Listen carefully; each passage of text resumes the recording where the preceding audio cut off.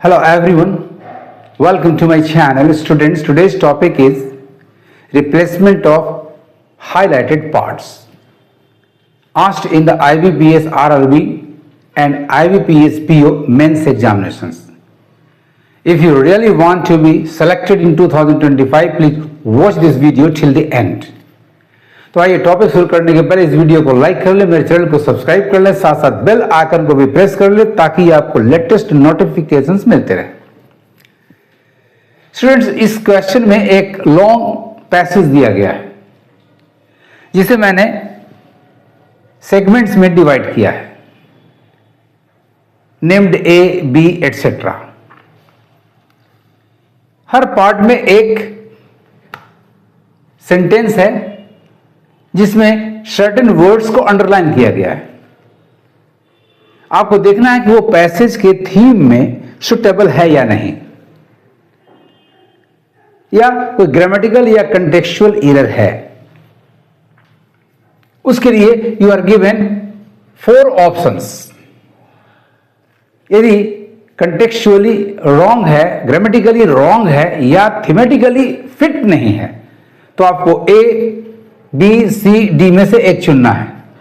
यदि वो सुटेबल है, सही है, तो आपका ऑप्शन होगा option number E, no replacement required.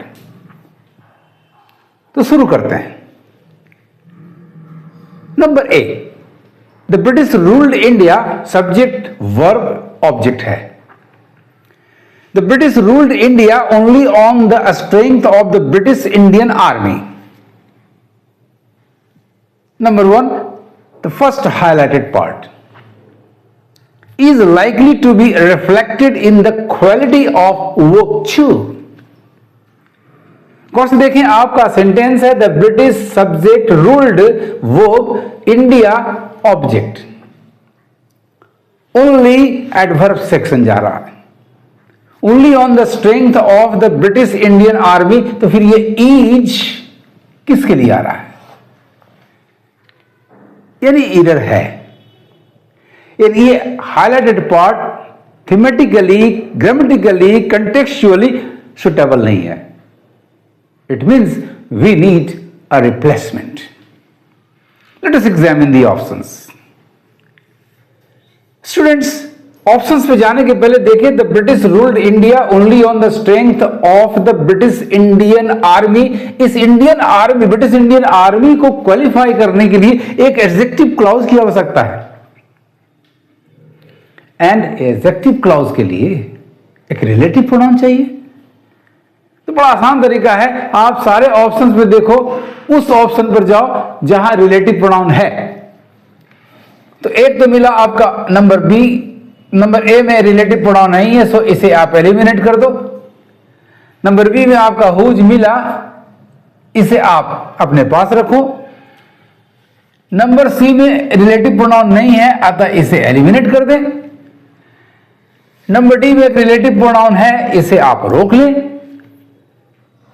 No replacement required, ये तो एलिमिनेट हो गया क्योंकि प्रॉब्लम है। अब देखिए, एंटीसीडेंट रिलेटिव प्रोनाउन के ठीक पहले आने वाले पर्सन को एंटीसीडेंट कहते हैं। एंटीसीडेंट क्या है? तो द ब्रिटिश इंडियन आर्मी, जिसके लिए हमें देखना है कि वो हुज होगा या विच होगा। ये ह्यूमन कलेक्टिव नाउन दे रहा है, जिसके लिए हुज का प्रयोग होना चाहिए। यहां पजेसिव केस की जरूरत है, विच नॉन ह्यूमन एंटीसीडेंट पर काम करता है, अतः ये एप्लीकेबल नहीं होगा। तो राइट आंसर हो गया आपका number B. Number D is thus easily eliminate. इस तरह से आप प्रॉपरली एग्जामिन करके एलिमिनेट एंड सेलेक्ट कर सकते हैं। तो right answer is thus number B. Whose soldiers, Indian army, British Indian army के सैनिक, whose soldiers were Indians but officers were British. यानी सही ऑप्शन हो गया आपका number B. Highlighted part is likely to be reflected in the quality of work too. It is not correct. सही sentence आपका होगा the British ruled India only on the strength of the British Indian army, whose soldiers were Indians but officers were British. Let us come to question number, segment number B. Long passage का दूसरा segment आपके सामने आता है। Without this army, इस army के बिना the British could never hold together the jewel in the crown and exploit its resources. Smartly, the British had raised the army on communal lines. कैसे? तो with regiments based on caste and communities. Based on caste and communities. क्या करने के लिए? verb से answer infinitive वाला, to prevent,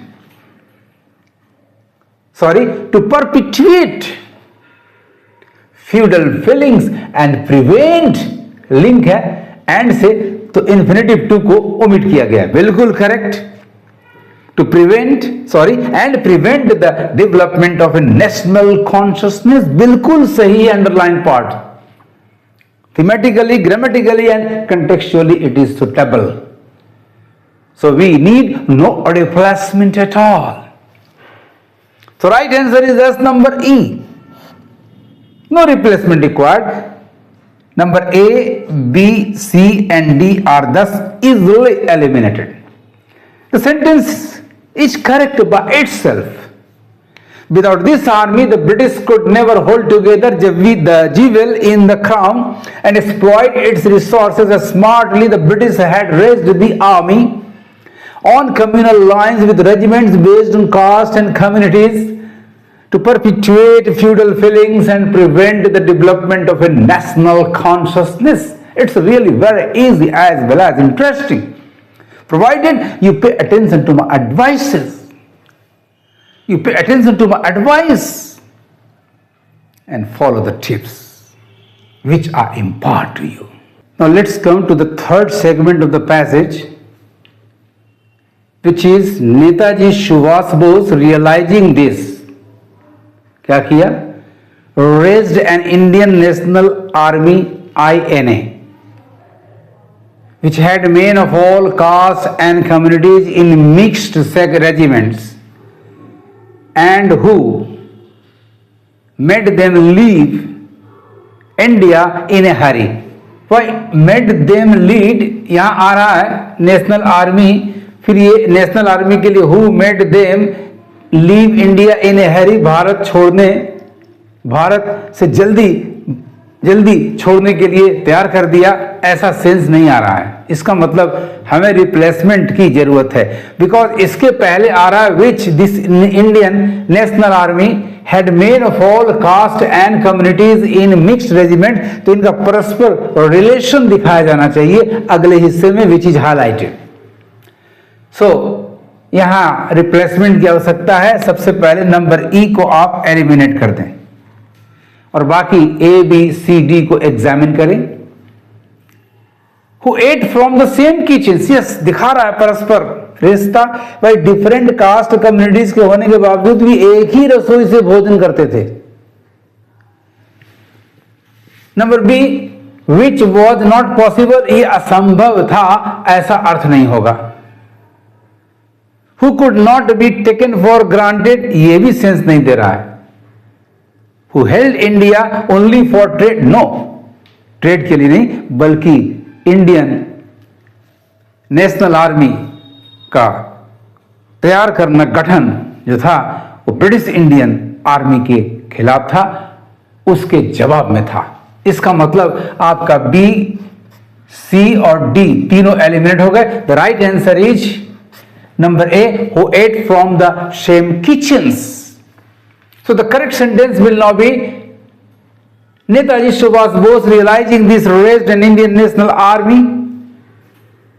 which had men of all castes and communities in mixed regiments and who ate from the same kitchens. Let's come to the fourth segment of the passage, that is number D. It reads, the poorly equipped INA men, भर्ती कहां से किए गए? Recruited in south east Asia from Indian prisoners of war were the real heroes. यहां तक ठीक जा रहा है। whom led होना चाहिए था, एक तो whom की जगह who होना चाहिए था। Let India to freedom, no, ये आजादी क्यों नहीं, ये तो ब्रिटिश हुकूमत के जवाब में वर्ल्ड वॉर में फाइट करने वाले थे, उसके बाद आजादी की बात हो सकती थी। सो इसका मतलब है कि रिप्लेसमेंट की आवश्यकता है। तो सबसे पहले नंबर ई को आप एलिमिनेट कर दें। वर द रियल हीरोज हुम, एक तो हुम में गलती है, लेड इंडिया टू फ्रीडम, इस फैक्ट में भी कंटेक्चुअल एरर आ रहा है। Let us examine the remaining options. Were on the losing side in world war the second, no, ये एरर है, क्योंकि दिखा रहा है कि ये हीरोज नहीं थे। ठीक है, युद्ध में लूज करना, विन करना एक अलग चीज है, बट इंडियंस के बारे में हम जानते हैं कि they really fight valiantly. Number B, from the country in the event of an Indian rebellion, no, this is also not suitable thematically. Who delivered the final nail in the coffin of the imperial masters, no, annihilation में इनका final step नहीं था,